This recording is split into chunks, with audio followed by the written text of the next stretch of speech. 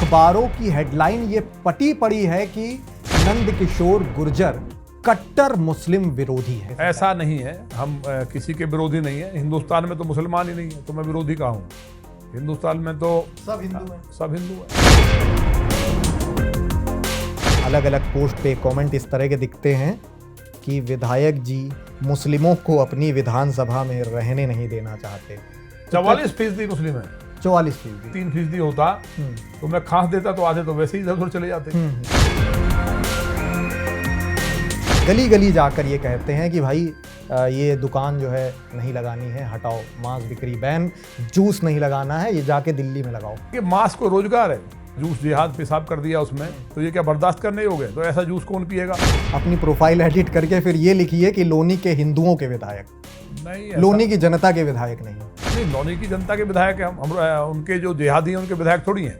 Social media पर इस तरह की पोस्ट करते हैं कि ना अली ना बाहुबली, सिर्फ आ रहे हैं बजरंग बली। अली कौन है? अली जो लिख रहा है फालतू जो जिहादी है उसी के लिए अली का है। अली शब्द तो है, अली मौला, वो लोग तो बड़ा पूज्य इस्तेमाल करते हैं। नहीं, अली तो ऐसे बहुत है जिन्होंने आतंकवाद किया, आतंकवादी पकड़े गए अली नाम लिख के, तो इससे कोई अली का कोई मतलब ऊपर वाले का नहीं है। आपकी विधानसभा में रहने वाला अब्दुल अगर मदरसे में तालीम लेना चाहता है लोनी विधानसभा के अंदर ही, तो उसे भी फैसिलिटी मिलनी चाहिए। मदरसे में कौन सी शिक्षा दी जा रही है? अल्लाह ही बड़ा है, तो इसका मतलब और कोई बड़ा ही नहीं है। अरे तुम ठीक है अल्लाह बड़ा है, लेकिन तुम उस पर माइक लगा के चिल्लाओगे कि अल्लाह ही बड़ा है। हम चिल्लाएं कि शंकर जी के अलावा कोई है ही नहीं। दासना मंदिर के बाहर जब कुछ हमलावर पहुंचे, उस दौरान आपका एक बयान आता है कि पुलिस को कुछ नहीं करना चाहिए, 10-20 लोगों को मौके पर ही गोली मार देनी चाहिए। आकर के माई और महादेव के ऊपर पत्थर फेंक रहे हैं, और ये रिपोर्ट में भी आ गया है। तो अगर वो घुस जाते तो अगर पुलिस उनको क्या करना चाहिए? उनको इस तरह की खबरें भी हैं कि योगी आदित्यनाथ जी की ओर से आपको बुलाया गया, फटकार लगाई गई कि भाई वहां दंगा मत करवाओ। भगवान महादेव का मंदिर था बहुत जबरदस्त, उस मंदिर के ऊपर बना दिया, तोड़ दिया, नीचे से ऊपर बना दिया गुम्बद की जामा मस्जिद होगी। जामा मस्जिद, आपने अहम बात कही, जामा मस्जिद को आप बता रहे हैं शिव मंदिर। जिहादी थे जिन्होंने हमारे कत्ल किए, हमारी जमीनें छीनी, हमें बर्बाद कर दिया। आज भी उन्हीं के नाम पे नाम है, औरंगजेब रोड। औरंगजेब कितना बड़ा राक्षस था, उनके नाम पे रोड है। बताइए कांग्रेस ने क्या किया इस देश में? 19 दिसंबर 2019 उत्तर प्रदेश की सियासत के लिहाज से एक अहम घटना। उत्तर प्रदेश की विधानसभा में बीजेपी के ही एक एमएलए अपने साथ करीब 295 विधायक लेकर धरने पर बैठे हुए थे। अपनी ही सरकार के खिलाफ तमाम मांगों को लेकर सीएम योगी आदित्यनाथ से असहमति थी। आज करीब इस वाकये को 6 साल बीत चुके हैं, लेकिन आज भी दबी कुचली हेडलाइंस में इस तरह के स्वर बुलंद होते हैं कि वो विधायक आज भी अपनी ही सरकार, अपने ही मुखिया से कुछ बातों को लेकर असहमत हैं। नाम है नंदकिशोर गुर्जर, लोनी से विधायकी का जिम्मा है, करीब 2 बार विधानसभा में प्रत्याशित हुए हैं। नंदकिशोर गुर्जर आज हमारे साथ मौजूद हुए हैं। हालिया सियासी तमाम प्रक्रम हैं, उनसे जुड़े तमाम बेबाक सवाल हैं, उनके बेबाकी के साथ जवाब देने के लिए रेडी हुए हैं। पहले तो बहुत स्वागत गुर्जर साहब। Thank you so much ji. Intro मैंने दिया, ठीक दिया आपका। असहमत सीएम योगी आदित्यनाथ? नहीं, मैं असहमत नहीं हूँ। योगी जी हमारे नेता हैं। हमारे यहाँ लोकतंत्र में भारतीय जनता पार्टी में एक लोकतांत्रिक पार्टी है, और वो कहने के लिए नहीं है। अपनी बात अगर कोई गलत है और राष्ट्र के लिए उस बात को कहना जरूरी है, और अधिकारी अगर गलत फीडबैक देता है, क्योंकि अधिकारी का एजेंडा मैं सभी के लिए नहीं कह रहा, लेकिन मैक्सिमम अधिकारी वो न्याय नहीं करते, तो उसको कहना भी जरूरी है। उस कारण से जो 2019 की घटना आपने बताई, वो भी इसी का परिणाम थी कि एक इंस्पेक्टर जो है वो जबरदस्ती मांस की दुकान खुलवाने पर आमदा था, जबकि वहाँ हमने सपा बसपा में नहीं खुलने दी। उनको हमने समझाया भी, लेकिन वो पता चला कि बाहर जाकर पता नहीं कैसे गिर पड़े, और उन्हें हमारे ऊपर FIR हुई कि हमने उनको पीटा।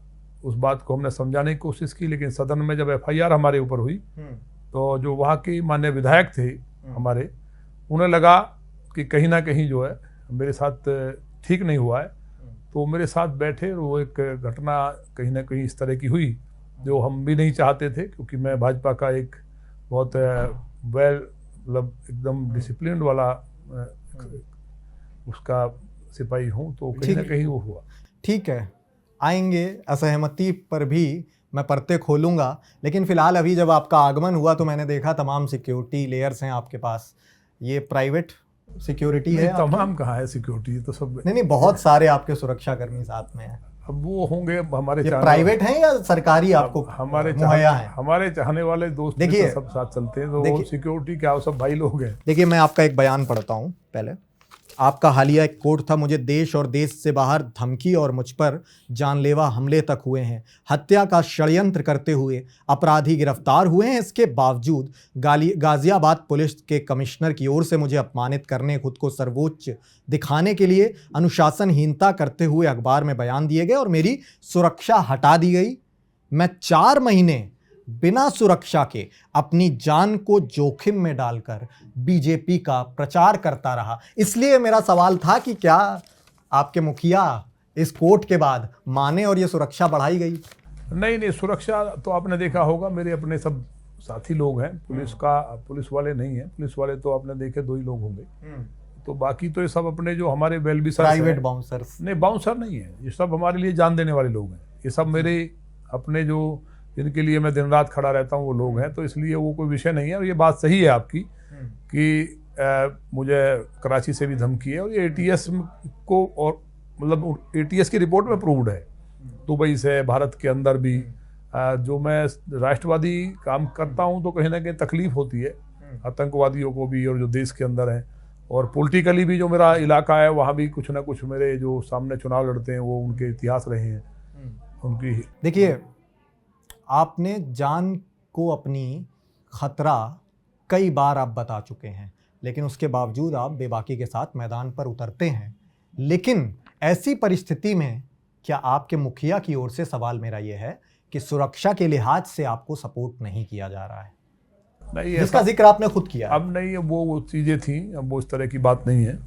और जो इनपुट के अधिकारी जो हैं, मैं आपके चैनल के सामने कह रहा हूँ इसलिए नहीं, अधिकारी अपने को श्रेष्ठ मानता है, ये गड़बड़ है, क्योंकि हम लोग इसको सुधार करना बहुत मुश्किल है। और वो अगर लूट कर रहा है तो ईमानदार है, अगर पॉलिटिकल आदमी उसको रोकना चाहता है तो उसकी इमेज खराब करने के लिए वो तमाम तरह के झूठे सच्चे इस लेवल पे जाकर के बताता है और इस तरह से फीडिंग करता है। तो कहीं ना कहीं जो वो हाई कमान है उसको भी लगता है कि ऐसी बात है। तो ये अधिकारी जो वर्ग है, ये IAS PCS और ये जो सिस्टम है, ये सब अंग्रेजी व्यवस्था है, इसको समाप्त करना चाहिए। अगर लोकतंत्र को सही मायने में लोकतांत्रिक व्यवस्था को चलाना है तो जो नीचे ग्राउंड पे गरीब आदमी उसके साथ क्या हो रहा है, तहसील में क्या हो रहा है, पुलिस क्या कर रही है, ये सबको मालूम है। जब कोई व्यक्ति बड़ी लीडरशिप पे जाता तो उसको उस पर कुछ ऐसे अपने लोग रखने चाहिए जो नीचे वास्तव में लोगों को न्याय मिले। उस न्याय के लिए हमारा निजी एजेंडा कभी नहीं होता है। एक भी घटना नहीं बता सकते कि मेरा निजी है, या तो मेरा हिंदुत्व का है या मेरे इलाके के डेवलपमेंट का है। जब भी किसी अधिकारी से मेरी बात हुई है तो जो बेईमान अधिकारी है उसको तकलीफ होती है, वो ऊपर फिर भी अकल देते हैं। अधिकारियों का आप बार बार जिक्र कर रहे हैं, गाजियाबाद के आप कमिश्नर हैं अजय मिश्रा, उनकी खिलाफत लगातार करते रहते हैं। अजय मिश्रा से, गाजियाबाद के कमिश्नर से आपकी बहुत बड़ी असहमति वक्त दर वक्त सामने आती रहती है, क्या दुश्मनी है? नहीं, हमारा क्या दुश्मनी है, मेरे को तो पता ही नहीं कहाँ के रहने वाले हैं। अधिकारी आएंगे जाएंगे, लेकिन जिस तरह जनता के साथ कहीं अन्याय होता है, पुलिस जो करती है, नहीं हम क्यों ट्रांसफर कराएंगे, हम किसी का नहीं कराते। हम तो काम करेगा, वहाँ काम करना पड़ेगा, गलत नहीं होने देंगे हम। अभी डासना देवी मंदिर पे जो माँ काली और भगवान महादेव के ऊपर पत्थर फेंके, एक महाराज जी ने जो बयान दिया, पुलिस ने मुकदमा लिखा, अरेस्ट किया, लेकिन वहाँ 5000 लोग आए तो उनके लिए कुछ नहीं किया गया। जब हिंदू समाज ने कहा कि मैं पंचायत करूंगा तो उनको अरेस्ट कर लिया, तो मुझे जाना पड़ा।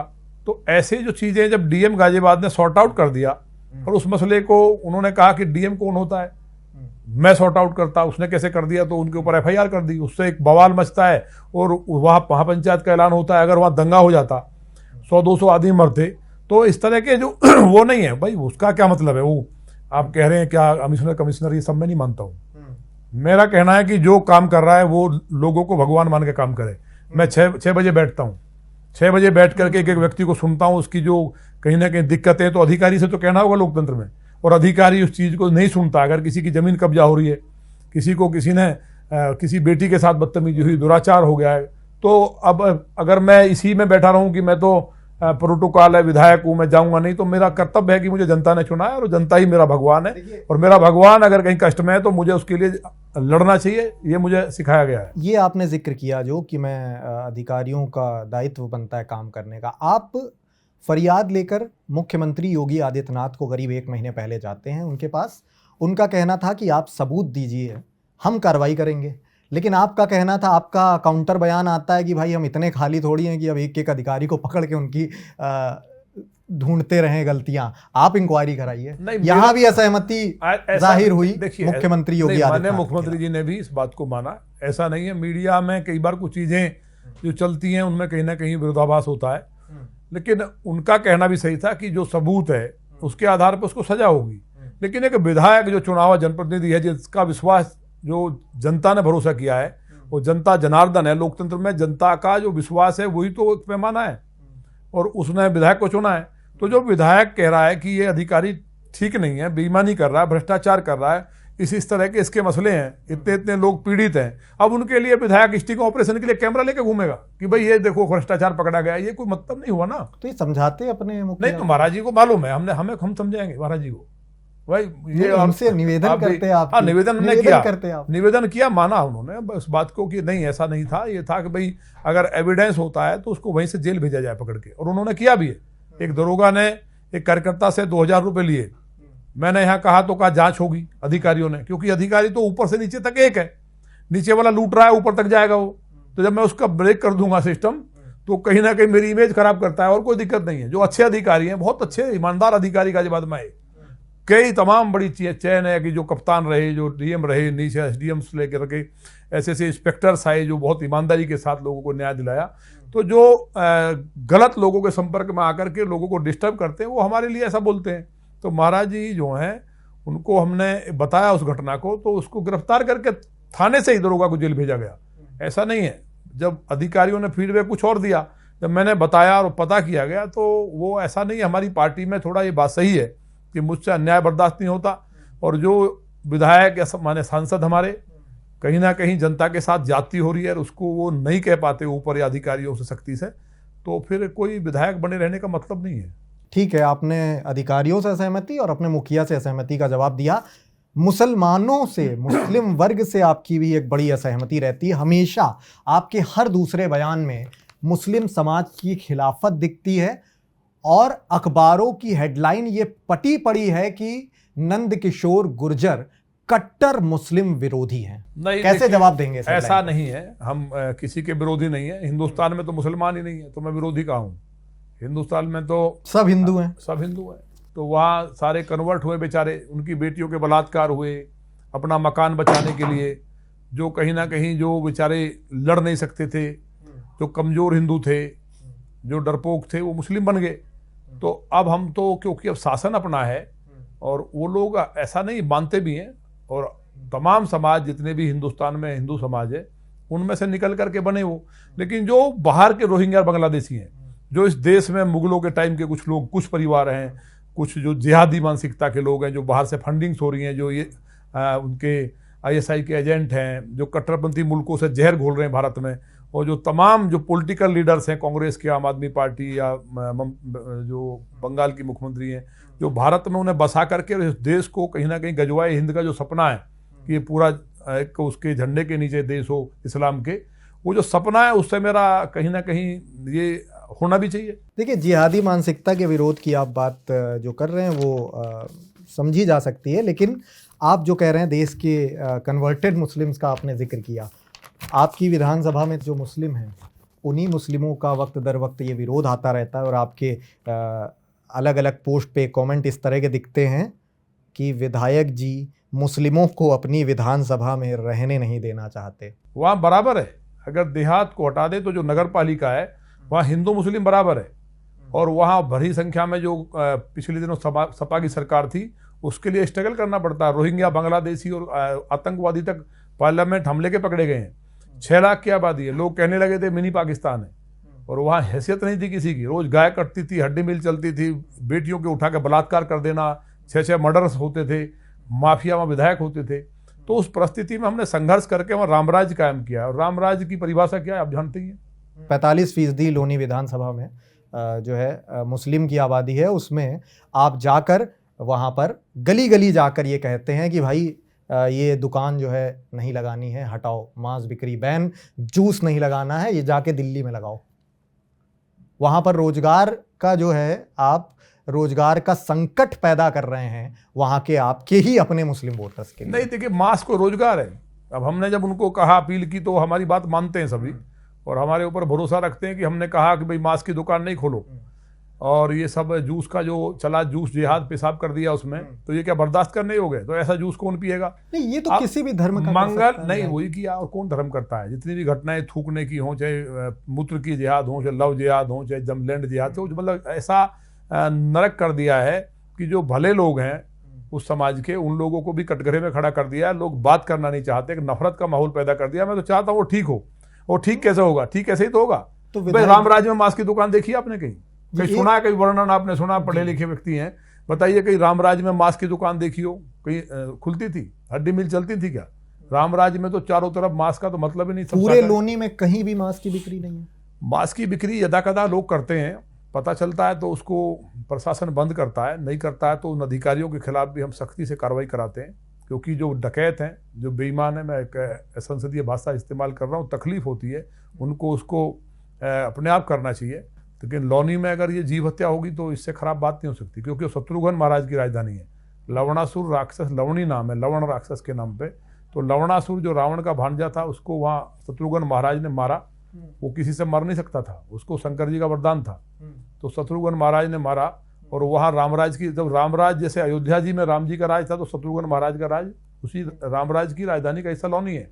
तो वहाँ मांस ना हो, हड्डी मिल ना चले, सब लोग कायदे से रहें। और वहाँ रामराज के लिए जरूरी है कि जब बहन बेटियां हमारी, वो रात के 12 बजे भी, जहाँ दिन में लड़कियां उठा ली जाती थी, 6 बजते ही लड़के नहीं निकलते थे, वहाँ रात के 12 बजे लड़कियां सोने से लद के, बहन बेटियां हमारी वहाँ निकलें। तो इसमें तकलीफ किसको है? क्या ठीक है, लोनी के आप फिर अपना, आपको इस तरह के भी वहाँ सजेशंस लगातार आते हैं, कमेंट आते हैं कि आप अपनी प्रोफाइल एडिट करके फिर ये लिखिए कि लोनी के हिंदुओं के विधायक, नहीं, लोनी की जनता के विधायक नहीं। नहीं, लौनी की जनता के विधायक हैं हम उनके जो जिहादी हैं उनके विधायक थोड़ी हैं। जो जिहादी हैं, एक बड़ा मुस्लिम तबका भी रहता है और आप उसकी खिलाफत लगातार। जो जिहादी हैं मैं उनका विरोधी हूँ भैया। मैं किसी का विरोधी नहीं हूँ। मैं हर व्यक्ति को जब मेरे घर पे सुबह आता है, ये मानता हूँ कि ईश्वर ने भेजा है। लेकिन उसमें कोई कब्जा करने वाला आ जाए, बलात्कारी, दुराचारी आए, गाय काटने वाला है, तो मुझे गुस्सा स्वाभाविक है। तो मैं वो जो जिहादी हैं, जो कट्टरपंथी हैं, जो कहीं ना कहीं लौनी में वहाँ के जो लॉ एंड ऑर्डर्स हैं या जो लोग रह रहे हैं, वो लोग मजे में रहें। मेरा कहना इतना है कि लोग हर हर महादेव करते रहें, राम राम करते रहें, मजे से कीर्तन भजन करते रहें, हर महादेव, तो मस्ती से रहें। मुझे कोई एतराज नहीं है। लेकिन वहां जाकर के अल्लाहू अकबर, आपकी विधानसभा में इस्लाम की तालीम लेने वालों को यहाँ आपत्ति होती है जब आप अपने सोशल मीडिया पर इस तरह की पोस्ट करते हैं कि ना अली ना बाहुबली, सिर्फ आ रहे हैं बजरंग बली। तो अली को मानने वालों के लिए लोनी विधानसभा में कोई जगह नहीं है आपके मुताबिक? नहीं, अली कौन है? अली जो लिख रहा है फालतू, जो जिहादी है, उसी के लिए अली कहा है हमने। और जो बाहुबली, जो माफिया हैं, जो लोगों की जमीनें छीन लिया करते थे। एक 12वीं का स्कूल नहीं था लौनी में। आज लौनी बदल रही है, दिल्ली से खूबसूरत लौनी का नक्शा बन रहा है। सारी चीजें आज हमने की हैं वहाँ। तो जो अली, जो जिहादी टाइप लोग हैं, जो जिहादी हैं, मानते हैं कि हम तो पूरे उसके नीचे, इस्लाम के झंडे के नीचे इसको ले आएंगे, गजवाए हिंद कर देंगे। जो अली शब्द तो है, अली मौला, वो लोग तो बड़ा पूज्य इस्तेमाल करते हैं। और जब आपने वहां अली का ही बाइकॉट कर दिया, नहीं, अली तो मुस्लिमों का भी बाइकॉट नहीं, अली तो ऐसे बहुत है जिन्होंने आतंकवाद किया, आतंकवादी पकड़े गए अली नाम लिख के। तो इससे कोई अली का कोई मतलब ऊपर वाले का नहीं है। तो अली जो हैं, जो मेरा कहने का मतलब है, जो अपराधी हैं, अत्याचारी हैं, जो कहीं जिहादी हैं, वो और माफिया नहीं रहेंगे। जो हनुमान जी की जय सिया राम कहेंगे वो सब रहेंगे। राम तो मुसलमानों के भी हैं भाई, भगवान राम तो मुसलमानों के हैं। मुसलमान थे कहाँ भारत में? यहाँ 700 ईस्वी में जो धर्म आया हो, लगभग 600 के आसपास हो, 712 में पहला हमला सिंध पे हुआ है। उससे पहले कोई अर्थ ही नहीं था। तो उससे पहले तो राम तो लाखों साल से हैं। तो पूरी दुनिया को के अंदर जो भगवान श्री राम के अनुयायी है। अब आप फारूक अब्दुल्ला कह रहे हैं कि राम तो मेरे भी हैं, वो राम का भजन कर रहे हैं, तो ऐसे ही सब भजन करें ना राम का, तो तकलीफ क्या भारत में? ये लियाकत और नेहरू समझौते के अकॉर्डिंग उनकी इच्छा के ऊपर नहीं, वो ठीक है। लियाकत नेहरू समझौता क्या है? यही था ना कि जो हिंदुस्तान में धर्म के आधार पर बंटवारा हुआ देश का, तो जो मुस्लिम है वो पाकिस्तान जाएगा, हिंदू भारत में रहेंगे। लेकिन जो यहाँ रहा, जो इस देश के साथ बहुत बड़ा अन्याय किया, जो एक बीमारी बनी इस देश की अब धीरे धीरे, उसमें जो लोग रहे तो वो ये तय हुआ कि यहाँ जो नेहरू और लियाकत का समझौता है कि यहाँ की मान्यताओं को मानेंगे, यहाँ की संस्कृति को मानेंगे। और अब तुम लोग यहाँ जाकर के जो है पाकिस्तान जिंदाबाद कर रहे हो, और उसके बाद अगर डेनमार्क में कार्टून छपता है तो मुंबई में बवाल कर देते, तो बहन बेटियां जो पुलिस में थी उनके भी बलात्कार किए गए, मारे गए। अभी जो है अगर किसी महात्मा ने डासना में कुछ बोला है तो उस पर FIR होगी, कानून से देश चलेगा। वो कह रहे हैं कि ये सरिया से चलेगा, तो सरिया से चलेगा तो जो बलात्कारी है उनकी गर्दन कटनी चाहिए नहीं? तो हम ये कह रहे हैं कि ये लोकतांत्रिक देश है, संविधान से चलना चाहिए।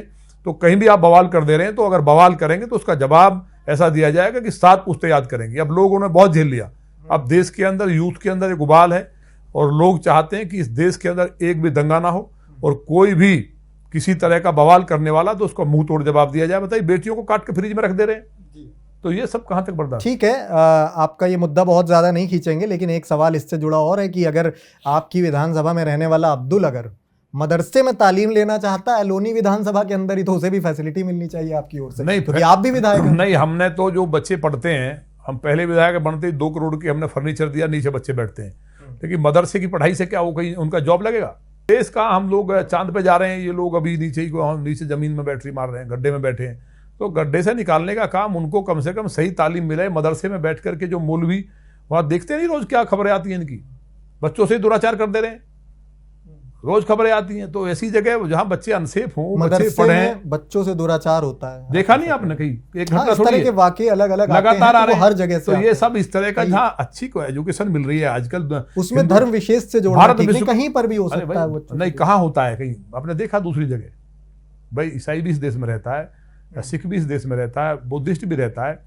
ये यही क्यों हो रहा है? मौलवी सब अट्ठा करके उल्टी कहानी पढ़ा रहे हैं। लेकिन मुझे उम्मीद है कि अब खत्म होगी। और मांस बिक्री का आप जिक्र कर रहे हैं कि मांस मैं बिकने ही नहीं दूंगा अपनी लोनी विधानसभा में, तो वहाँ के तमाम मुस्लिम समुदाय के लोग कहते हैं भाई खाने पीने पे भी विधायक जी बैन लगा रहे हैं। अरे खाओ ना, रोक लगा रहे हैं। हमने कब रोक लगाई? आप खाइए, आपको जूस अगर मौसमी का जूस घर आके निकालो, अगर उसमें आपको तमाम ड्राई फ्रूट्स हैं, घी है, दूध है, तमाम गौशालाएं हम बनवा रहे हैं। दुनिया में घी से ताकतवर कोई है क्या? तो जब MLA बनाया तो जिम्मेवारी और ज्यादा है। तो वो सब चीजें नहीं होनी चाहिए। मैं कब रोकता हूँ? खूब सब्जियां खाओ, फल खाओ, कभी रोका मैंने? शाकाहारी होटल रखो, तमाम तरह के। अभी भी ऐसा थोड़ी है कि वहाँ एकदम ये लोग अब भी करते ही हैं। जूस की दुकान शाकाहारी ये सब मुस्लिम अब्दुल लगा सकता है? नहीं, अगर अब्दुल को छूट है, उसके पास लाइसेंस हो, लाइसेंस होना चाहिए। ये नहीं कि कोई भी लगा के बैठ गया, उसकी कोई जिम्मेवारी नहीं है। वो जो मानक है हमारे फूड एंड सेफ्टी डिपार्टमेंट के, उनके अकॉर्डिंग करे, हमें कोई एतराज नहीं है। ठीक है। बीते रोज अभी दासना मंदिर के बाहर जब कुछ हमलावर पहुंचे, आप भी वहां बहुत सक्रिय रहे, उस दौरान आपका एक बयान आता है कि पुलिस को कुछ नहीं करना चाहिए, 10-20 लोगों को मौके पर ही गोली मार देनी चाहिए। हिंसा के समर्थन से जोड़ा गया आपके इस बयान को कि मौके पर ही, बिना कोई न्याय व्यवस्था नहीं है, कोई कानून की व्यवस्था नहीं है, मौके पर ही आपका कहना है कि गोली मारकर हिंसा को अंजाम दिया जाए। नहीं, हिंसा को अंजाम नहीं है। आप उसको अर्थ को समझिए। 10,000 की भीड़ सारे मंदिर को घेरती है। हमारा एक कार्यकर्ता BS तोमर, जिसको जिहादियों ने मार दिया नारे लगाते हुए, अल्लाह अकबर, सिर तन से जुदा, बिना कारण के, बिना कारण। उसके बाद वहाँ इकट्ठे होकर के बकवास करते हैं और वहाँ देवताओं के खिलाफ नारे लगाते हैं, सरतन से जुदा, कि नबी की सजा। न्याय व्यवस्था नहीं, तो वो उनके लिए नहीं, वो ठीक है, लेकिन वो लगाते हुए आप इंसाफ की बात कर रहे हैं कि मौके पर ही ऑन स्पॉट अभी कोई हमला करने आ जाए तो क्या हम कहेंगे वकील कर रहा हूं मैं, अभी वकील कर रहा हूं, रुको, ऐसा करेंगे? बोले हमें मारने आ रहा तो पब्लिक प्लेस में वो हमें सवाल ये है, आप समझ नहीं रहे। वहां प्लेस में गोली चलती है तो वो देख के नहीं चलेगी, किसी को भी मैंने यही कहा ना कि आप कह रहे 10-20 को मार दो। दंगाई जो वहां आया और जो ज्यादातर टेम्पूज में भर के आए, जो दिल्ली से लेकर के NCR के जितने भी रोहिंग्या बांग्लादेशी जो कहीं ना कहीं जो स्लीपर जो सेल के रूप में दिल्ली के चारों तरफ है, शाहीन बाग में, वो टेम्पू में भर के एक योजना के तहत आए। एक व्यक्ति ट्विटर से उकसाता है तो क्या जो आकर के माई और महादेव के ऊपर पत्थर फेंक रहे हैं, और ये रिपोर्ट में भी आ गया है कि वो वहाँ लिंचिंग होती और उसमें साधुओं को मारा जाता। जो लोग रामायण का पाठ कर रहे थे उनको मारने की प्लानिंग थी। तो अगर वो घुस जाते तो अगर पुलिस उनको क्या करना चाहिए, उनको वो कोई शांति दूत का इलाज क्या है? आप बखूबी डिफेंड कर रहे हैं, लेकिन आप वहां पहुंचे, वहां विरोध हुआ, बवाल हुआ, उसके बाद इस तरह की खबरें भी हैं कि योगी आदित्यनाथ जी की ओर से आपको बुलाया गया, फटकार लगाई गई कि भाई वहां दंगा मत करवाओ। नहीं, ऐसा दंगे नहीं की वजह जो महाराज जी कभी फटकार नहीं लगाते, हमें उनका आशीर्वाद मिलता है।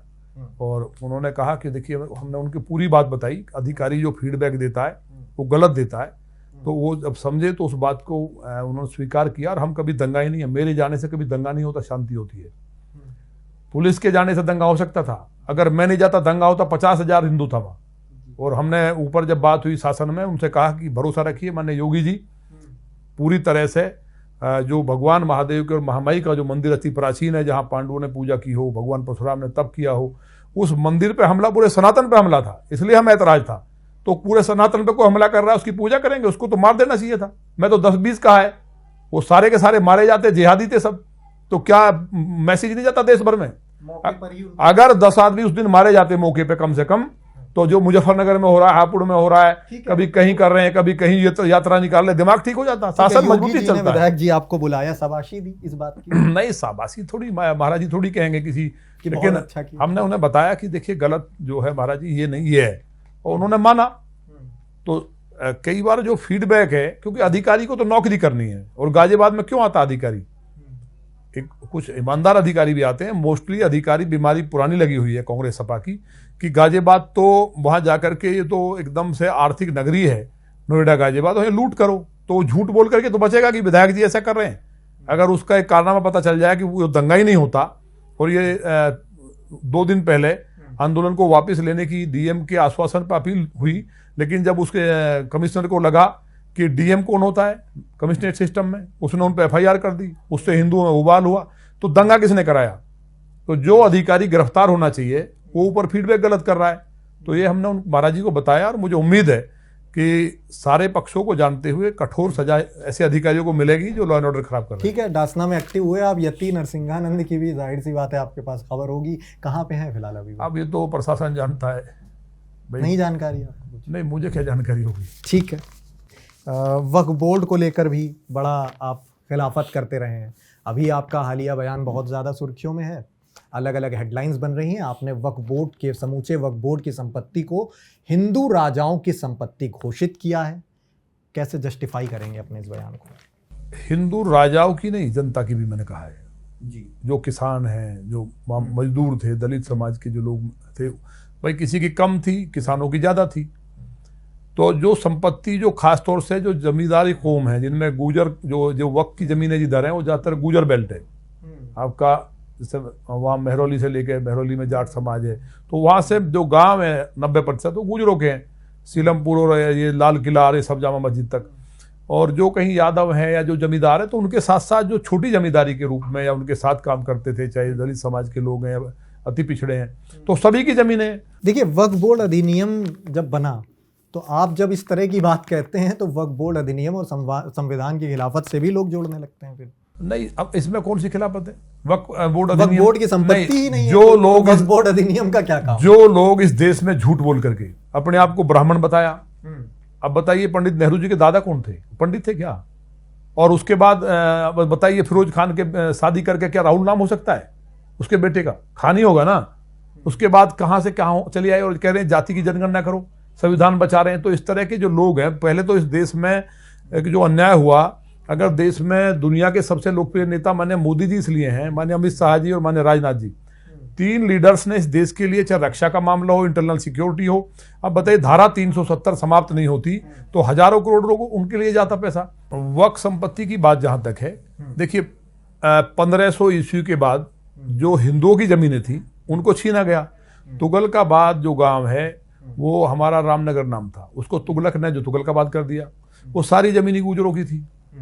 भाई तुगलकाबाद गांव आज भी है, मुस्लिम कहाँ है वहां से लेकर के जिस तरह से राष्ट्रपति भवन संसद का ये बता रहे हैं कि पार्लियामेंट जो है वो भी वक्फ की संपत्ति है, मतलब उनको ये जाहिल इतने बड़े हैं, उनको शर्म नहीं आती जो बोलते हैं, भाषण देते हैं, वो माने सांसद कैसे बन गए हैं। इस देश का दुर्भाग्य है कि जनता यहाँ आतंकवादियों को भी बना देती है, जैसे कश्मीर से बना दिया, जो लोग देश विरोधी उनको बना देती है।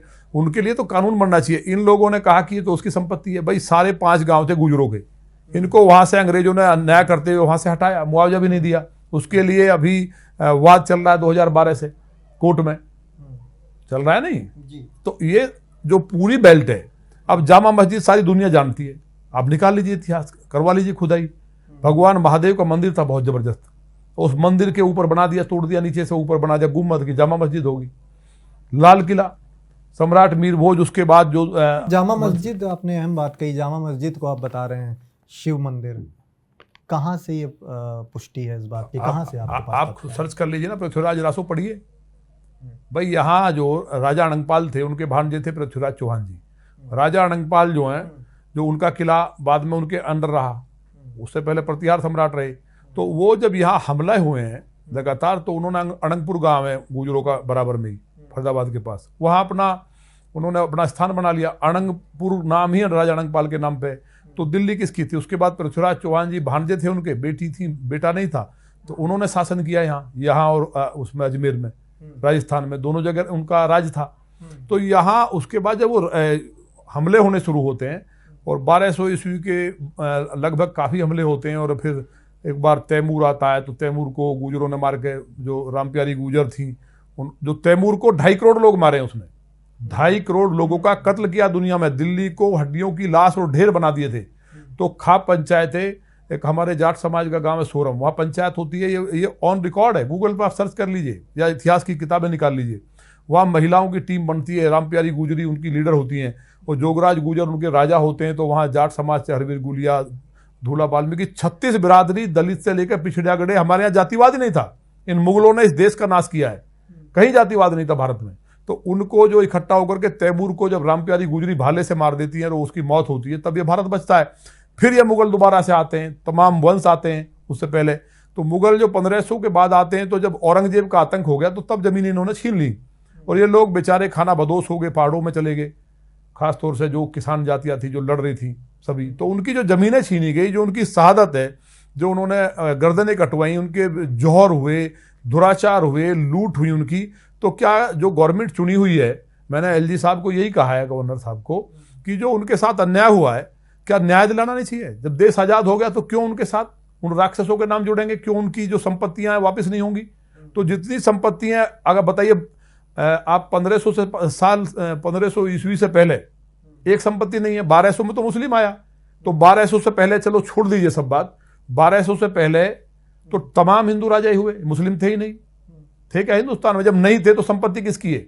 संपत्ति हिंदुओं की। उसके नीचे संपत्ति हिंदू की है, हिंदू की संपत्ति हिंदू को लौटाई जाए। नीचे मंदिर बता देना, इसके लिए एक बड़ा साक्ष्य। अरे भाई कमाल की बात है, क्या ये जो मुगल थे ये देश क्या जानता नहीं? उसके हमारा वास्तुकला, हमारी टेक्नोलॉजी, अब हम बता रहे हैं ना, आपने बड़ी बात कही है, जामा मस्जिद के नीचे शिव मंदिर, इसके लिए बहुत बड़ा साक्ष्य चाहिए। इतने बड़े साक्ष्य मिलेगा, आप करिए शुरुआत, ना मिल जाए तो तेजो महल का अगर ना मिल जाए तो अभी वो विचाराधीन। मैं अपनी बात एक बार अभी न्यायपालिका में, आप बताइए, तेजो महल न्यायपालिका में जी।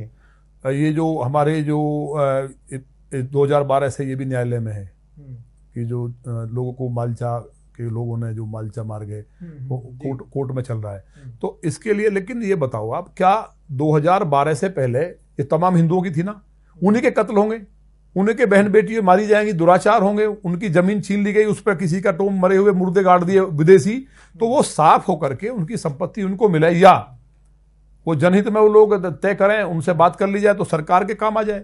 मतलब उसके अंदर जितने भी जिहादी थे, जिन्होंने हमारे कत्ल किए, हमारी जमीनें छीनी, हमें बर्बाद कर दिया, आज भी उन्हीं के नाम पे नाम है। औरंगजेब रोड, औरंगजेब कितना बड़ा राक्षस था, 1.25 मन जनेऊ ब्राह्मण समाज के उतरवाता था, तब खाना खाता था, सब कत्ल कर दिया। अकबर ने कितने जौहर हुए अकबर के कारण, कितना बड़ा राक्षस था। नहीं, फिलहाल उनके नाम पे रोड है, बताइए कांग्रेस ने क्या किया इस देश में? ये तो अब्दुल कलाम जो मिसाइल मैन थे, उनके नाम पे देश के यशस्वी प्रधानमंत्री माने मोदी जी ने पहल की। उत्तर प्रदेश में माने योगी जी कर रहे हैं, देश के तमाम बीजेपी के लीडर्स कर रहे हैं।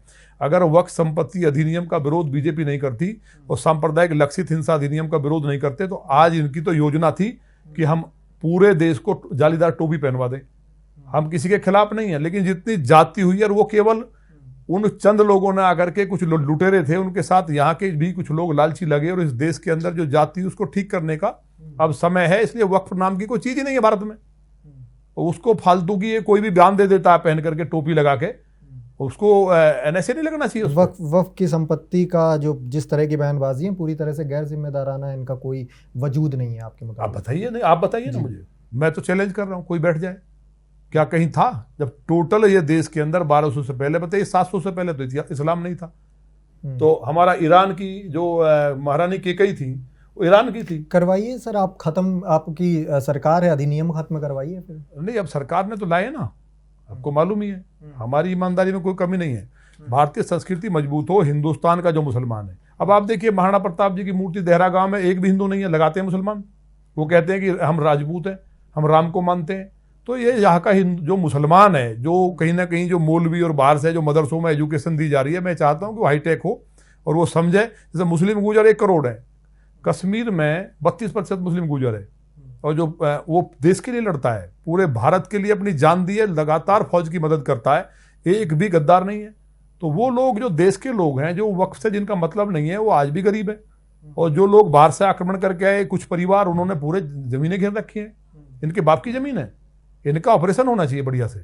ठीक है विधायक जी, योर पॉइंट टेकन। उपचुनाव का माहौल है अभी उत्तर प्रदेश में, 9 सीटों पर उपचुनाव है। 10वीं सीट मिल्कीपुर जो अभी होल्ड है। गाज़ियाबाद से आपकी जो शहर की सीट है गाज़ियाबाद की, उसमें संजीव शर्मा का आज ऐलान हुआ है। 17 साल के बाद ब्राह्मण चेहरे पर दांव लगाया गया है। ब्राह्मणों पर भरोसा जताकर ब्राह्मणों का वोट बैंक जो है, ब्राह्मण विरोधी जो अभी तक इस तरह के नैरेटिव बनते रहे हैं कि योगी सरकार में ब्राह्मणों को उतनी वरीयता नहीं मिली, इसको देखते हुए अब ब्राह्मण कैंडिडेट्स को टिकट फाइनल किए जा रहे हैं, इस तरह की बातें भी हो रही हैं। नहीं, ये तो बड़ी, बीजेपी में क्या जातिवाद होता है? पहली बात तो जिसने आपके विरोधी लगातार ये कोट करते हैं हमारे कि ठाकुरवाद जो उनको है करने वो दो ना। हावी है। सबसे कम ठाकुर है, सबसे ज्यादा एनकाउंटर्स पे उन्होंने सवाल उठाया था, ठाकुरों के ज्यादा एनकाउंटर हुए यादवों से।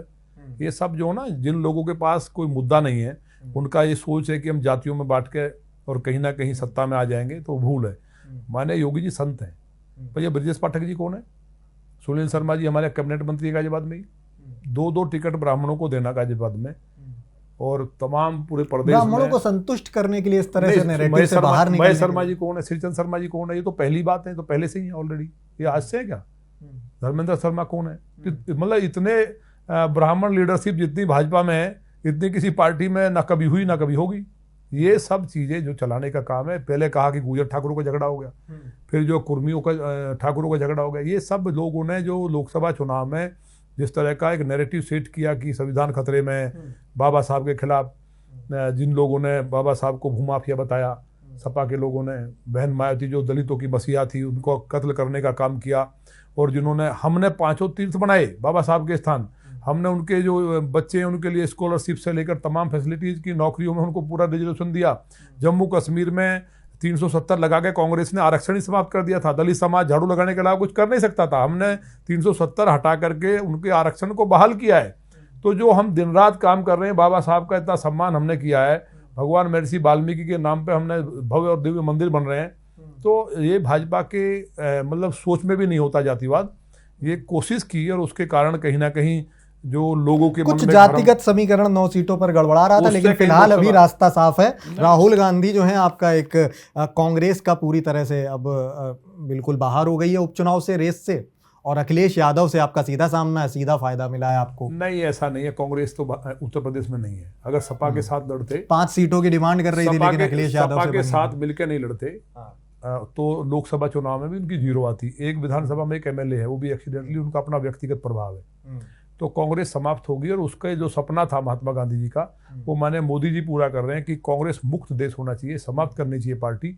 लेकिन देश को लूटने के लिए एक षड्यंत्र के तहत कि भारत को इस्लाम के झंडे के तहत के कानून बना के लाया जाएगा, उसको नाकाम करने का काम अगर किया है, तो भारतीय जनता पार्टी और माननीय मोदी जी और जो करोड़ों लोग कार्यकर्ता हैं और जो स्वयं सेवक हैं, जो इनका यहाँ लहू इस देश के लिए शहीद हुए हैं लोग, उनके कारण हुआ, और बहुत जल्दी कांग्रेस इस देश से समाप्त हो जाएगी। अखिलेश यादव का भी जिक्र हुआ। अखिलेश यादव की अभी हालिया आपने तारीफों के कसीदे पढ़े एक मीडिया हाउस को कि अखिलेश यादव अच्छे राजनेता हैं। नहीं, मैंने तारीफ नहीं की, मैंने तारीफ ही हो गई। नहीं, मैंने ये भी कहा कि एक ऐसे पढ़े लिखे नौजवान से इस देश को उम्मीद थी, मैंने ये कहा। लेकिन उन्होंने आतंकवादियों को रिहा करके केवल भारत में नहीं, पूरे दुनिया में ऐसा कोई उदाहरण नहीं है कि वहां की चुनी हुई सरकार अपने ही देश के लोगों को, जिनके बम विस्फोट किया, आतंकवादियों को रिहा कर दे, पहली सरकार है। तो जो अखिलेश जी ने पाप किया उसके कारण वो कभी लीडर नहीं हो सकते इस देश के जनमानस के। उन्होंने आतंकवादियों को रिहा किया। उनके नेता क्या बोलते थे कि बलात्कार लड़के कर ही देते हैं, कार सेवकों पे गोली चलाई, साधुओं को मार के नदी उसमें डुबा दिया। तो जो कांग्रेस ने पाप किया 7 नवंबर 1966 को इंदिरा जी ने और करपात्री जी महाराज ने रोते हुए 2,500 लोग और गाय मारी गई थी, शराब दिया था कि कांग्रेस समाप्त हो जाएगी, वंश नष्ट हो जाएगा। तो अखिलेश जी का हमने व्यक्तिगत रूप से कहा कि लोगों को ये उम्मीद थी कि वो इन पचड़ों में नहीं पड़ेंगे, सिपाही महोत्सव में जनता का पैसा नहीं उड़ाएंगे, लेकिन जो उन्होंने किया उससे जनता उनसे नफरत करने लगी है कि भाई ये लोग कहाँ। और योगी जी का जो काम, भारतीय जनता पार्टी जो आज बिजली का, सड़क का, पानी का, शिक्षा का, चिकित्सा का, उत्तर प्रदेश का नक्शा बदला है। कई मामलों में हम मैक्सिमम ज़्यादातर मसलों में 1-2 छोड़ दें तो हम लोग नंबर 1 बने हैं। तो ये सारी चीज़ें देश के सामने हैं। तो कहीं ना कहीं अखिलेश जी को ये कहना मेरा कि वो पढ़े लिखे हैं, उनसे उम्मीद थी, तो ये कोई तारीफ की बात तो है नहीं। जो सही है वो सही कहा मैंने, पर उम्मीदों पे खरा नहीं उतर पाया। आपको बताने का, आतंकवादियों को रिहा करने का आदेश देकर के उन्होंने बहुत बड़ा अपना नुकसान किया है। योगी आदित्यनाथ को आपका एक पत्र कि योगी जी एनसीआर को बचा लो, एनसीआर बहुत खतरे में है। क्या खतरा है एनसीआर? तो मैंने बताया नहीं अभी आपको, ये जो दिल्ली के अंदर पिछले अरविंद केजरीवाल जी की सरकार में कांग्रेस ने बसाया वो अलग है। आप दिल्ली का सर्वे कर लीजिए, नंद नगरी, सुंदर नगरी जाओ, आप लौनी में जाइए, आज भी 1000 बांग्लादेशी पकड़वा दूंगा मैं। इंटेलिजेंस के लिए चुनौती है, मैं बहुत बड़ी बात कह रहा हूँ। मैंने यहाँ तक कहा मैं राजनीति छोड़ दूंगा। पूरा फरीदाबाद, पूरा मेवात के अंदर पूरा जितना बांग्लादेशी रोहिंग्या घुसपैठिया है जिसका भारत से कोई लगाव नहीं है, वो इस तैयारी में बैठा है कि यहाँ दंगा हो और हम मारकाट शुरू कर दें। तो मैंने योगी जी से मैंने कहा, जैसे शाहीन बाग में 1 लाख जो सिंचाई विभाग की जमीन है, 1 लाख रोहिंग्या बांग्लादेशी शाहीन बाग में है, वही किसान आंदोलन में जाता है देश के खिलाफ, वो ही सब जगह यात्राएं निकलती है, पत्थर फेंकता है। तो इसके लिए एक बहुत बड़ी योजना की जरूरत है। 10 करोड़ घुसपैठिए भारत के अंदर रह रहे हैं, 1 करोड़ से ज्यादा तो केवल पश्चिम बंगाल में है। केशव मौर्य जी से मुलाकात आपकी? हमारी तो सभी नेताओं से होती है। अभी लास्ट मुलाकात कब हुई? अभी पिछले दिनों हुई थी, हम लखनऊ गए थे। तो जब हम जाते हैं तो जब माने योगी जी से मुलाकात हुई तो पाठक जी से, माने मौर्य जी से, स्वतंत्र देव जी, पार्टी के राठौर जी, जितने भी हमारे सब ठीक है। इस तरह की खबरें जो आ रही थी केशव मौर्य और सीएम योगी आदित्यनाथ के बीच कुछ ठीक नहीं चल रहा है, बैठक में बायकॉट हो रहा है एक दूसरे का लगातार। नहीं, अब आपने कहीं लगा ऐसा? मतलब एक लीडर्स को हमारे को अगर कहीं भेजा गया है पार्टी ने, लंबे वक्त से साथ में नहीं देखा? नहीं, ऐसा नहीं है। कई बार ऐसा रहा कि लगातार चुनाव थे, चर्चाएं होनी थी, कहीं कई प्रकार के एजेंडे। अब तो पाठक जी भी नहीं रहते थे कई मीटिंग में, तो अब भी कई बार नहीं रहे। जैसे पिछले दिनों भी पाठक जी नहीं थे। तो कई बार ना रहना और हमेशा ना रहना लंबे वक्त नहीं, अब ये कैसे करोगे भाई? माननीय योगी जी अगर मीटिंग कर रहे हैं तो कैबिनेट के, उसमें दिल्ली किसी को बुलाया गया है या कहीं पार्टी ने भेजा है, तो ये तो बिना वजह की बातें थी। ऐसा कुछ नहीं, बीजेपी में हो ही नहीं सकता है, अपना निजी एजेंडा थोड़ी चलता है वहाँ। भाई माननीय केशव जी जैसा लीडर आप देखेंगे, उत्तर प्रदेश का एक एक कार्यकर्ता उनके लिए जान छिड़कता है, वो ऐसा नहीं कर सकते जी। एक प्रत्यंचा पर आपको चढ़ा रहा हूं, बताइए सीएम योगी आदित्यनाथ और केशव प्रसाद मौर्य में बेहतर नेता कौन है? अब ये तो आप हर पैमाने पे दोनों नेता ही बेहतर है। अपना एक का अगर आपको नहीं, देखिए दोनों ही बेहतर है। दोनों में एक दूसरे की हम तुलना कर ही नहीं सकते। दोनों ही बेहतर हैं और दोनों का कोई बेजोड़ नेता है। माने केशव जी की लीडरशिप में आपको मालूम होगा प्रदेश अध्यक्ष से 325 सीट आई थी। उनको केवल पिछड़ा नहीं, वाल्मीकि जो दलित हमारा है उससे लेकर के और ब्राह्मण तक, उनके ऊपर कोई लेवल ही किस तरह का नहीं है जो लोग लगाते हैं। मतलब वो कार्यकर्ता मिलने चला जाए तो इतना खुश होकर आता है। जैसे उत्तर प्रदेश में माने राजनाथ सिंह जी हैं, देश में नेताओं का जितना माने राजनाथ जी मिलते हैं पूरे देश के लोगों से। आप उनकी कोठी पे जाइए, हजारों लोग रहते हैं। तो इसलिए ये सब एक अपना अपना है। ठीक है। आप ये केशव मौर्य का जिक्र हुआ, केशव मौर्य का एक कोट था 2027 में 2017 जैसा नतीजा होगा। 2022 का उन्होंने जिक्र नहीं किया, 22 बीच में छोड़ दिया। इसलिए छोड़ दिया क्योंकि उनके पास नेतृत्व नहीं था उस समय। नहीं, ऐसा तो नहीं है। यहाँ से शुरुआत हुई कि कहीं ना कहीं बगावती सुर अख्तियार किए जा रहे हैं बीजेपी संगठन में 2 शीर्ष नेताओं के। नहीं, इसमें अगर 17 जैसा नतीजा होगा, मतलब सीटें हमारी बढ़ेंगी, तो इसमें बगावती सुर कहां से होगी? 2022 में क्या अच्छी परफॉर्मेंस नहीं थी भारतीय जनता पार्टी? हम कुछ सीटें घटे ना, 50 सीट। भाई हमारी 50 सीट कम हुई, तो उनका कहना है कि हम 325 थी हमारी, इस बार 350 आएंगी। हाँ, मतलब उनके नेतृत्व में 2017 लड़ा गया भाई, तो इसके चलते 2017 अब ये में तो अच्छी परफॉर्मेंस रही, हाँ। 2022 में उनका नेतृत्व नहीं था, इसलिए अच्छी परफॉर्मेंस नहीं आई। अब 2017 जैसा नतीजा चाहिए, देखिए क्योंकि मैं था। अब मैं ये कह रहा हूँ, लोकसभा चुनाव हुआ, 76 सीट सर्वे में भी और निश्चित आती, लेकिन जो एकदम से जो दिल्ली में बैठ के योजना बनी कांग्रेस की कि जातियों में हिंदुओं को बांट दूं, और ऐसे नैरेटिव सेट किए गए जिनका कोई अर्थ नहीं था। तो अखिलेश जी संविधान लेकर के दलितों के मसीहा बनने लगे, और लोगों को, जो दलित समाज के बहन भाई हैं, उनको भी ये भरोसा होने लगा कि अखिलेश जी हमारे हैं। लेकिन जब उन्हें पता चला कि ये प्रमोशन में रिजर्वेशन खत्म करने वाले लोग हैं, बाबा साहब को भूमाफिया बताते थे, बहन जी पे हमला किया अपने आप रहते हुए, तो आज वो उनको समझ में आया कि ये तो क्षणिक जो है इस तरह से भ्रमित किया गया है। कुछ लोग उनमें इकट्ठे हुए, बाहर से जो हवाला के थ्रू फंडिंग हुई, आपको मालूम ही होगा, माने मोदी जी को हराने के लिए जिस तरह से पैसा बांटा गया, तमाम चीजें, माने राजनाथ सिंह जी को, माने मोदी जी को हराने के लिए कितना बड़ा षड्यंत्र हुआ, आप कल्पना नहीं कर सकते। तो वो कुछ भ्रम जो था, वो गुर्जर ठाकुरों का विवाद करा दो, बिना कारण का कभी नहीं हुआ, कुर्मी ठाकुरों में ब्राह्मण और ठाकुर का झगड़ा है, इस तरह के जो नैरेटिव जो सेट किए गए, उनसे कहीं नुकसान हुआ। तो अब जनता पछता रही है कि हमने बहुत बड़ा गड़बड़ हुआ, तो देश के साथ हम लोग इन जातियों में बट के नुकसान जो हुआ है, हमने राष्ट्र विरोध कर लिया है। तो उत्तर प्रदेश में उसी आधार पर केशव जी कह रहे हैं खामियाजा 2022 में उठाना पड़ा। नहीं, उसका तो 22 में कम उठा, लेकिन लोकसभा में निश्चित हमें नुकसान हुआ। 22 में उतना खैर नुकसान नहीं हुआ, हम लोग 2/3 बहुमत से सरकार, जैसा आप कह रहे हैं 22 में कुछ कमी, कुछ सीटें घटी है, बात सही है, ये बात सही है। केशव जी का नेतृत्व नहीं था, ये कमी रह गई? नहीं, ऐसा नहीं है। देखिए, मैंने केशव जी ने तो अब भी मेहनत की, मैंने योगी जी ने भी की, मैंने स्वतंत्र देव जी ने भी लगातार दिन रात काम किया संगठन का। होता क्या है, एंटी इनकम्बेंसी नहीं होती क्या? अब लोगों को प्रूव हो गया, 5 साल में लोग सपने देखते हैं कि इतना हो जाए, वो चीज़ें ग्राउंड पे थी, लोगों की कहीं उम्मीद नहीं थी, अब वो रिजल्ट के रूप में सामने है। तो 27 में निश्चित तौर पे 325 से ज़्यादा सीट आएंगी। ठीक है, बहराइच में हालिया बवाल को लेकर तमाम अलग अलग नैरेटिव क्रिएट किए जा रहे हैं, अलग अलग सियासी जानकार अलग अलग विचारधाराएं पेश कर रहे हैं। बहराइच हिंसा का सीधा सवाल मेरा कि असल जिम्मेदार कौन है? देखिए, बहराइच हिंसा में आप मान लिया किसी ने झंडा फहरा दिया, उसको गोली मार देंगे, चाकू से बर्बरता से मारेंगे, इस देश में कानून है। तो वो पूरी योजना के साथ था, सुनियोजित था कि जब यात्रा निकलेगी तो ऐसा हमें करना है। और भी जैसे सहारनपुर में बवाल हुआ है, डासना में, ये जो तमाम जितने भी इंटेलिजेंस एजेंसीज हैं, सबकी रिपोर्ट में ये आया है कि ये सब जो दंगे प्रायोजित हैं, तो वो भी दंगा प्रायोजित था। उसमें तो ये नहीं था कि उन्हें, अगर ये सरकार किसी और की होती तो वहाँ सैकड़ों लोग मरते। ये तो माननीय योगी जी की सरकार थी, उन्होंने, प्रशासन ने वहीं खुद पहुँच करके पूरा अमला वहीं जमा, और उन्होंने ऐसा एक्शन लिया, और जो जिन लोग कब्जा किए हुए थे दुकानों पे एक्शन, अपराधी पकड़े गए, एनकाउंटर हुआ, तो उसको डैमेज किया। ऐसे ही सहारनपुर में पुलिस चौकी पे, मतलब क्या मतलब था? अगर उनका ये कोट है, वहाँ के स्थानीय जो मुस्लिम वर्ग है उसका ये कोट था कि अगर शायद झंडा ना फहराया जाता तो हिंसा की आग ज्वलंत ना होती। झंडा अगर फहरा दिया तो उसके लिए तो शिकायत करना चाहिए ना। हमारे लिए कोई मेरे घर पे आकर कोई झंडा चढ़ा दे तो मैं उसे गोली मार दूं, ये कहाँ लिखा है? आप ही ने कहा है। नहीं, आप ही ने शुरुआत में कहा है कि गोली मार दो। अरे मेरा नहीं, उनको मारो ना जो पूरे सनातन पे हमला कर रहे हैं, मंदिरों पे जाके झंडा फहराता जब, तो गलत है। वो लड़का मस्जिद नहीं, वो अरे किसी के घर पे वो चढ़ के झंडा घुमाने लगा, इसमें कौन सी बात आ गई? ये तमाम जो निकल रहे हैं मुस्लिम समाज, जो वहाँ यात्रा निकलता है, क्या हिंदू में पथराव कर दे? ये लोग जो यात्राएं निकलती है, धार्मिक यात्रा, सब पे पथराव करते हैं, चाकूबाजी करते हैं, दंगा करते हैं। कोई यात्रा सही से निकल रही है? हिंदू कहाँ बोलता है, किसी को मारता है क्या? तमाम ताजिए निकलते हैं, सब चीजें होती हैं। कभी सुना है आपने या किसी धार्मिक स्थल में जाके हिंदू ने कुछ किया कभी, इस तरह डासना में पथराव किया है?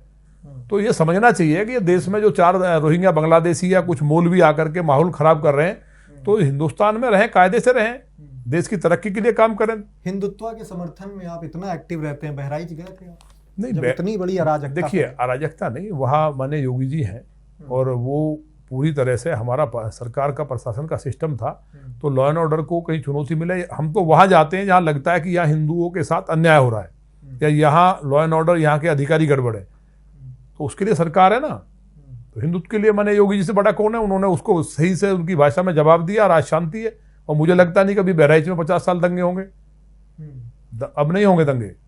और बहराइच की आग कुछ सहारनपुर तक भी सुलगी? नहीं, बहराइच की नहीं थी, वो तो दूसरे इश्यूज थे, तो एक बहाना था, वो ये बहुत अच्छा हुआ है। अब आप ये कहेंगे वो बहुत अच्छा हुआ है। अच्छा कम से कम पता चल गया कि देश में कौन कौन नाग है, जो जहरीले नाग है उनको फन कैसे कुचला जाए, उनकी पिक्चर सामने आ गई। इन फ्यूचर जब कभी योजना किस बनाएंगे, लिहाज से आप थोड़ा स्पष्ट करें इसको, क्या क्या जो अच्छा होगा? देश के अंदर कहीं दंगा करना चाहते हैं, जिनकी सोच छोटी है कि हम लोग इसको इस्लाम के झंडे के नीचे ले आएंगे, हिंदुओं को हम लोग यहाँ से डिस्टर्ब कर देंगे, मार डालेंगे, कब्जा कर लेंगे कश्मीर की दंगा तरह। अच्छा हुआ बहराइच सहारनपुर? नहीं, दंगा अच्छा नहीं हुआ। मेरा कहना है जिन्होंने पत्थर फेंके उनके चेहरे सामने आ गए। ये तो बहुत अच्छा हुआ कि दंगे के बहाने पता चल गया कि इस देश में आग लगाना कौन चाहते हैं। तो उनका इलाज तो भारतीय जनता पार्टी की सरकार कैसा करती है उनके पुश्ते याद रखेंगी। मतलब बहराइच में जो पत्थरबाज सामने आए वो आने जरूरी थे, नहीं तो वो कोई बड़ी घटना करते। आज जितने भी चाहे सहारनपुर में थे, हापुड़ में थे, डासना में थे, या जो बहराइच में थे, या देश के दूसरे हिस्सों में थे, उन सबका कम से कम पता चल रहा है ना कि कौन कौन है जो जिनको फंडिंग बाहर से हो रही है, जो देश में दंगा करना चाहते हैं। तो जो यहाँ का लोकल मुस्लिम भी है जो देश के लिए काम करना चाहता है, उसको पता चल रहा है कि ये लोग नफरती हैं, इनसे दूर रहो, नहीं तो हमारा भी अंजाम बुरा होगा। तो सारी चीजें जो घटनाएं घटती हैं, ईश्वर क्योंकि भारत को विश्वगुरु बनना है, तो भगवान उसी रास्ते पे ले जा करके उन लोगों का ऑपरेशन करा करके सबको शुद्धिकरण हो रहा ना ठीक से। तो भविष्य में भारत के लिए काम करेंगे लोग। दंगा करने वाले लोगों का कोई फ्यूचर नहीं है। जल्द बुलडोजर का रास्ता नजर आएगा वहां नहीं, पर। बुलडोजर तो जो चला वो कहीं ना कहीं उदाहरण बना देश में ही नहीं दुनिया में। और सख्ती के बिना शासन नहीं चलता, ये जरूरी भी है। ठीक बात है। और राकेश टिकैत को हालिया, राकेश टिकैत को लेकर आपका नाम राकेश टिकैत के एक बड़े विरोध को तौर पर भी लगातार जोड़ा जाता रहा। अभी फिलहाल वो एक बड़े मामले को लेकर उनका विचाराधीन है कोर्ट में मामला। नहीं, आज समन हो गया है। आज समन भी हुआ उनके खिलाफ। आज उनको समन हो गया है। जी, देखिए आप ये बात सोचिए, इसको हमारा टिकैत से कोई विरोध नहीं है। हमारा क्या विरोध है? हमारा तो इस देश के खिलाफ जो करेगा, जो सनातन के खिलाफ कुछ दिमाग में लाएगा। बात की गई तो वो आपके सामने मतलब साथ बैठना भी नहीं चाहते, वो आपको सख्त विरोधी मानते हैं अपना। नहीं, उन्होंने आपने ही हमला करवाया था नहीं, वहां पर जब वो अब देखिए उनका जो कहना है अलग विषय है। आंदोलन में बैठे कोई भी इस भारत के तिरंगे को अगर उतारने का प्रयास करेगा, उसके लिए यहाँ देश के लाखों लोगों की शहादत है। तिरंगा उतार करके खालिस्तान का झंडा, आपको मालूम है 1 साल पहले ये पूरी रिपोर्ट सामने आ चुकी है, 122 करोड़ डॉलर जो तिरंगा खालिस्तान का झंडा फहरा देगा उसको दिए जाएंगे एक बार देश में। वो 1 साल पहले रिपोर्ट मैं आपको दिखा दूंगा। तिरंगा उतारने का मतलब है भारत को गुलाम करना। तीसरी बार, पहले मुगलों ने, फिर अंग्रेजों ने, तीसरी बार टिकैत की लीडरशिप में। क्या किसान कर सकता है? आज पूरे जितने भी किसान हैं देश के, ठीक है, उबाल पे हैं। कार्रवाई भी होनी चाहिए उसमें, लेकिन आपने कार्रवाई नहीं है, आपने आदमी भेजे। अरे भैया, ये देश का इतना बड़ा इशू है कि तिरंगा उतारा गया और खालिस्तान का झंडा फहरा दिया। अगर किसानों के भेष में नहीं आते, मैं पुनः दोहरा रहा हूं कि ऐसे लोग बचने चाहिए थे क्या? मैं इस देश की जनता से सवाल करना चाहता हूं। करोड़ों लोगों ने शहादत दी हो, उस तिरंगे को उतार दिया हो। तिरंगे का इतना बड़ा अपमान, तिरंगे को। तो ऐसे लोग घूम रहे हैं, किसान नेता बता रहे हैं, उसके बाद कहते हैं बांग्लादेश बना देंगे, हम पार्लियामेंट पे हमला कर देते, तो उसमें समन कर दिया माननीय न्यायालय ने। और मुझे उम्मीद है ऐसे लोग शिक्षकों के पीछे होने चाहिए। ऐसे एक भी व्यक्ति को देश में स्थान नहीं होना चाहिए। अभी जहां भी घटना होती है शाहीन बाग में पहुंच जाते हैं, धारा 370 गलत उठी, ये किसान का एजेंडा है। जिन बाबा महेंद्र टिकैत जी जो जिंदगी भर लड़ते रहे एक किसान के रूप में किसानों के लिए, उन्होंने कहा था 3 बिल जो माननीय मोदी जी ने पास किए उन्हीं के बिल थे। और इन्होंने कहा कि मेरे पिता का सपना पूरा हो गया। जैसे ही खालिस्तानियों से मिलते हैं और उग्रवादियों से मिलते हैं और बैठ जाते हैं झंडा गाड़ के। क्या क्या नहीं हुआ आंदोलन में? तो ये आंदोलन जो है, जो किसान थे क्यों नहीं जुटे साथ में? वहां क्या हो रहा था ये रिपोर्ट आपके सामने नहीं है क्या? पूरे देश ने देखा, आपने दिखाया है। देखिए, सीधा सवाल विधायक जी मेरा है, जिस समय आंदोलन में बैठे थे राकेश टिकैत, हाँ, मीडिया के सामने रोए भी, वो आंदोलन उस दौरान उनका सीधा आरोप था कि मुझे यहाँ पर मरवाने के लिए, मुझे जान से मारने के लिए नंदकिशोर गुर्जर ने आदमी भेजे थे। तो मैं नंदकिशोर गुर्जर जान से मारता है किसी को? हम तो आदमी भेजे थे। नहीं, हम तो अच्छी हत्या हो सकती है। अरे भाई, ऐसा ये तो अब वो कुछ भी कहें। हम तो देखिए खुद जो है, हम साइंस के स्टूडेंट है, टॉपर रहे, इंजीनियर है। हम क्या ये सब काम करते हैं? हम तो अच्छी शिक्षा देते हैं। उसके लिए कोई दूर अच्छी शिक्षा इस तरह की देते हैं आपकी 10-15 लोगों को निपटा देना चाहिए मौके पर ही। नहीं तो नहीं निपटाना चाहिए क्या? जो सनातन पे हमला कर रहे हैं, और कानून का राज नहीं है इस देश में। तो आप और मैं रोहिंग्या बांग्लादेशियों को कहा है, राकेश टिकैत ने सनातन पर हमला किया। नहीं, सनातन पे नहीं किया, सनातन पे नहीं किया, राष्ट्र पर हमला किया। राष्ट्र पर हमला किया। क्या गलत कह रहा हूं?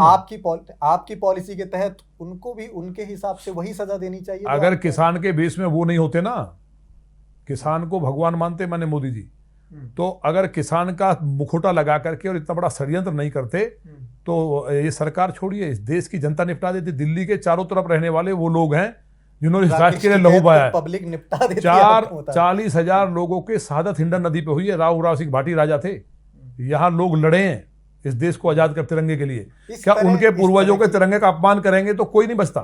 हम बता रहे हैं आपको, अगर किसान के भेष के अलावा कहे ना कि मैं दिल्ली आ रहे हैं, आ जाए चैलेंज करके। अगर एक मीटर भी पहिया चल जाए ट्रैक्टर का, वो 4 ट्रैक्टर लाने वाले बता रहे हैं इस देश के 4 लाख ट्रैक्टर आकर के चारों तरफ से घेर लेंगे। ऐसा थोड़ी है। देश के अंदर उनकी भुजाएं फड़क रही हैं। जो उनके परिवार के गांव के लोग हैं वही साथ नहीं है इस मसले में। भाई तिरंगा उतार के तुम यहाँ जिस तरह से तुम हमारी बेटियों को फेंका गया, वो भी किसानों की बेटियां थी, और जिन पुलिस वालों के साथ जिन्होंने इस देश के लिए काम किया उनको जो बर्बरता हुई, तिरंगा उतारा गया, कोई बर्दाश्त करेगा इस देश में? तो ऐसे लोगों की चर्चा भी नहीं करनी चाहिए। पता नहीं क्यों मीडिया वाले लोग ऐसे लोगों को बुलाते हैं। ठीक है, अंतिम चरणों में आपसे आखिरी सवाल मेरा कि मुख्यमंत्री योगी आदित्यनाथ को इस तरह की बातें भी हैं कि आने वाले वक्त में केंद्र में उनकी बड़ी पैठ होगी और लोग प्रधानमंत्री चेहरे के तौर पर भी प्रोजेक्ट कर रहे हैं भविष्यगामी। क्या आप संभावनाएं देखते हैं योगी आदित्यनाथ में? आपकी व्यक्तिगत राय जान रहा हूं, आप राजनीतिक जवाब ना दें। संभावना तो आप संभावनाएं देखते हैं, उन्हें एक प्रधानमंत्री चेहरा मानते हैं? देखिए भारतीय जनता पार्टी में एक बूथ का, आप राजनीतिक जवाब नहीं, राजनीतिक नहीं दे रहा, बूथ का मैं व्यक्तिगत बता रहा हूं। बूथ का प्रधानमंत्री एक पोस्टर चिपकाने वाले बूथ के अध्यक्ष माननीय अमित शाह जी इस देश के माननीय गृह मंत्री हैं। माननीय राजनाथ सिंह जी उदाहरण है, एक किसान देश की रक्षा करने वाले हैं, और माननीय प्रधानमंत्री चाय बेचने वाले हैं। तो कोई भी भाजपा का कार्यकर्ता जो परिश्रम करता है, देश के लिए काम करता है, वो प्रधानमंत्री हो सकता है। हम भी हो सकते हैं, हम नहीं हो सकते क्या?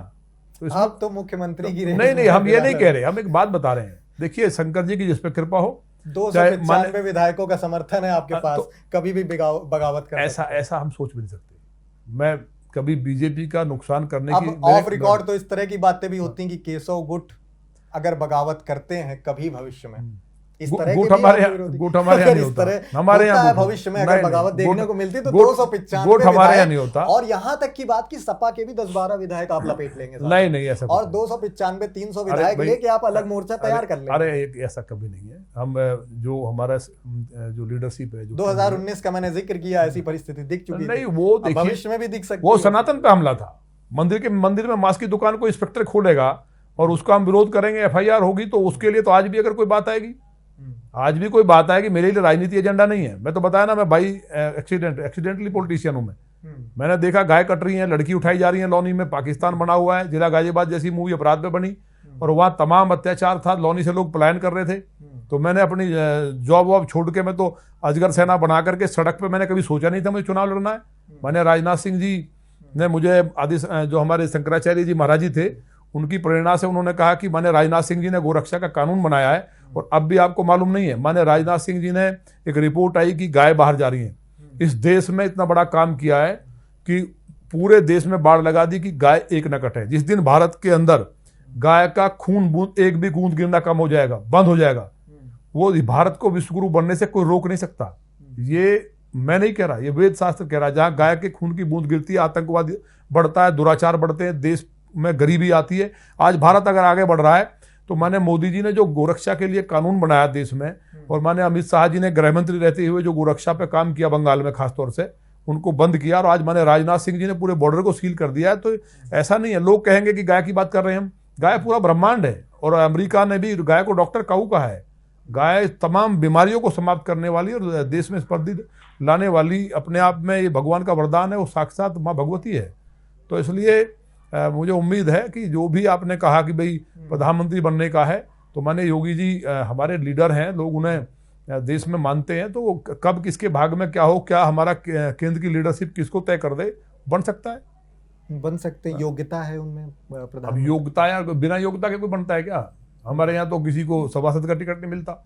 कोई बेईमान है जो अगर देश के लिए उसकी सोच है, ईमानदार है, तो बन सकता है। ठीक है, सीएम योगी से जुड़ा सवाल इसलिए मैंने पूछा क्योंकि जब आप डासना पहुंचे थे तो बजरंग दल के और आपके भी तमाम कार्यकर्ता समर्थक वहां पर, उन पर लाठियां बांधी गई, तो इस तरह की हेडलाइन भी बनी कि भाई जब योगी सरकार में उनके ही समर्थक कार्यकर्ता, बजरंग दल से सहयोगी दल के उनके सब संगठन जो हैं, उनके कार्यकर्ता ही नहीं सुरक्षित है, प्रशासन उन पर लाठियां भांज रहा है, तो फिर कैसे दूसरे उम्मीद करें? ऐसा जब नहीं उनके है। ही माननीय योगी समर्थक- जी को जब पता चला तो माननीय योगी जी बहुत नाराज हैं और वो कभी भी हिंदुत्व के ऊपर आंच आ जाए या इस तरह की कोई हरकत कर दे बर्दाश्त नहीं कर सकते।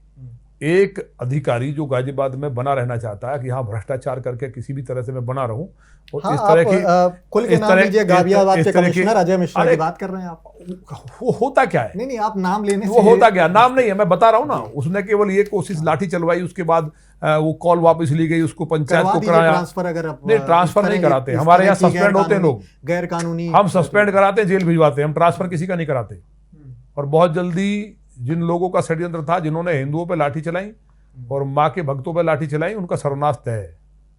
ठीक है, उपचुनाव में कितनी सीटें दे रहे हैं? अंतिम सवाल आपसे, 9 में से कितनी सीटों पर आप देखिए, 9 में से हमारी सीटें 8 तो 101% आएंगी और 9वीं सीट भी, क्योंकि वहां अगर गुंडाई नहीं हुई और सही से चुनाव हुआ और चुनाव आयोग ने सख्ती से चुनाव कराया तो हम 9 की 9 सीट पाएंगे। और भविष्यगामी में जब भविष्य में जब मिल्कीपुर पर ऐलान होता है, मिल्कीपुर तो हमारी सीट है, मिल्कीपुर में कोई इशू नहीं है। मिल्कीपुर तो भाजपा रिकॉर्ड मतों से जीतती रही है। बताया ना कि जैसे कुछ भ्रम जो डाला गया लोगों में, वो सब चीजें डिलीट हो चुकी हैं। लोग अब समझदार हो गए हैं कि केवल भाजपा ही। अवधेश प्रसाद, अजीत प्रसाद का फैक्टर काम नहीं आएगा? नहीं, अब हरियाणा का सबके सामने उदाहरण। अभी महाराष्ट्र में आप देखना, इस देश को एक एक नौजवान को, एक एक बुजुर्ग को, जो देश में रहने वाले लोगों को भरोसा हो गया है कि बीजेपी, अब माने मोदी जी किसके लिए काम कर रहे हैं। 24 घंटे उनका एक एजेंडा कि जो एक एक यूथ से लेकर के इस देश का किसान, यहाँ का मजदूर कैसे खुशहाल हो। तो ये पहली बार भारत में हुआ है कि ऐसी लीडरशिप हमारे सामने है कि जिसका परिवार पूरा देश हो। यानी परिवार के लिए लोग लूटते थे, विदेशों में जमा कर रहे हैं धन सब। तो ऐसा नहीं है, पूरी जनता जागरूक है और निश्चित तौर पर भारतीय जनता पार्टी कांग्रेस को समाप्त करने में जो गांधी जी का सपना था पूरा करेगी। ठीक है, बहुत शुक्रिया। आप थे गाजियाबाद के लोनी विधानसभा के विधायक नंदकिशोर गुर्जर जी। तमाम ज्वलंत सवालों का हमेशा की तरह बेबाकी के साथ जवाब दिया। मैं प्रियंक वाजपेयी हूं आपके साथ। वीके न्यूज और HCM न्यूज के जरिए आपको उत्तर प्रदेश और देश की अलग अलग खबरें यूं ही अनफिल्टर्ड तौर पर आप तक पहुंचाता रहूंगा। शुक्रिया, नमस्कार। वीके न्यूज, राष्ट्र के नाम।